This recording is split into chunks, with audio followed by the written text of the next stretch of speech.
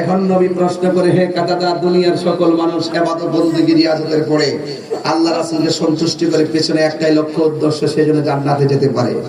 রাসূল বলছেন, তোমরা যখন জান্নাত চাইবা তখন জান্নাতুল ফেরদাউসটা চাইবা।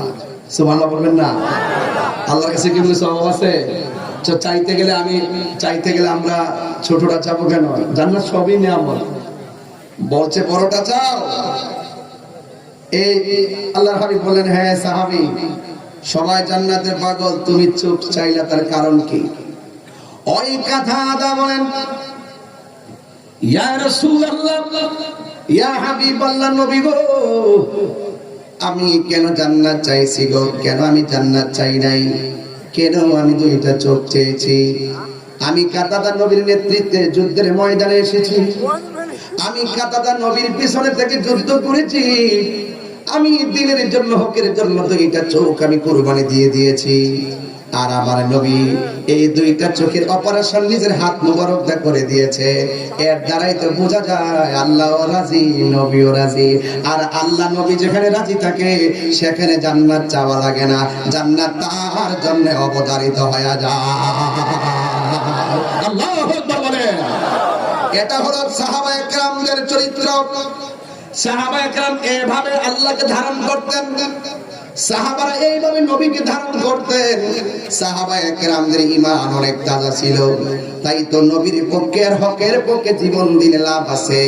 যুদ্ধের ময়দানে যাওয়ার আগে আমার নবী বললেন, সাহাবীরে নে নে, তোমার কাছে আমি পতাকা দিলাম, তোমার পরে পতাকাটা এমকের কাছে থাকবে, তোমার পরে পতাকাটা এমকের কাছে থাকবে। এই কথা বলার পরে নবী যুদ্ধের ময়দানে তিনজন সেনাপতিকে পাঠাইলেন।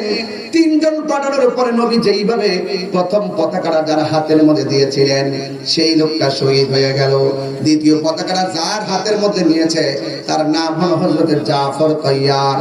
এই জাফর ইবনে আবি তালিব তিনি যখন সেই যুদ্ধের ময়দানে গিয়েছেন, এমন বীরত্বের সাথে যুদ্ধের ময়দানে গিয়েছেন, সামনে শত্রু আসলে তার সঙ্গে পারে না, পিছনে আসলে পারে না, ডানে আসলেও পারে না, বামে আসলেও পারে না। আপনারা বগুড়া নন্দীগ্রামের মানুষ, ওই গাড়ির মানুষ, জবানটা খুলে কোন এই জাফরের গায়ে কি গায়ের শক্তি না বেলায়েতের শক্তি? এই বেলায়েতের শক্তি নিয়ে এমন ভাবে যুদ্ধ শুরু করে দিয়েছেন, কোনোভাবে তার সঙ্গে কেউ পারে না।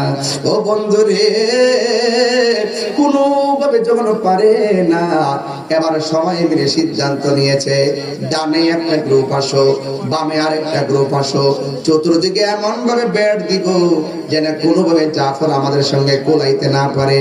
একটা বিয়াদবের টার্গেট হলো, যেহেতু তার হাতের মধ্যে এত শক্তি, তার হাত দুইটা কেটে দিতে হবে। একটা বিয়াদব যাইয়া নবীর প্রিয় সাহাবী ডান হাতের মধ্যে এমন জোরে একটা ঘুম মারছে, ওই ডান হাতটা অর্ধেকটা কাটটা ঝুলাইয়া ফেলাইছে। এবার জাফর তো আমার নবীরে অনেক ভালোবাসে, জাফর তো আমার আল্লাহরে বড় ভালোবাসে, জাফর তো ইসলামরে বড় ভালোবাসে, জাফর তো হককে প্রতিষ্ঠা করার জন্য, রক্ত দেওয়ার জন্য মাঠে এসেছে। জাফরের এই হাত অর্ধেকটা কাটটা ফেলার পর এত ভারী তলোয়ারটা হাতে তুলতে পারে না, ওই তলোয়ারটারে বাম হাতের মধ্যে নিয়ে নিছে, বাম হাতে নিয়ে এমন ভাবে যুদ্ধ শুরু করছে। এবার যুদ্ধ করার সময় ওই চতুর্দিক দিয়ে শত্রু আসতেছে, আবার ডান হাতটা চলতেছে, ডান হাতটার কারণে ভালো করে যুদ্ধ করতে পারতেছে না, একটু অসুবিধা হইতেছে। আল্লাহর কসম করে বলি রে বাবা, এই জাফর ইসলামকে এমন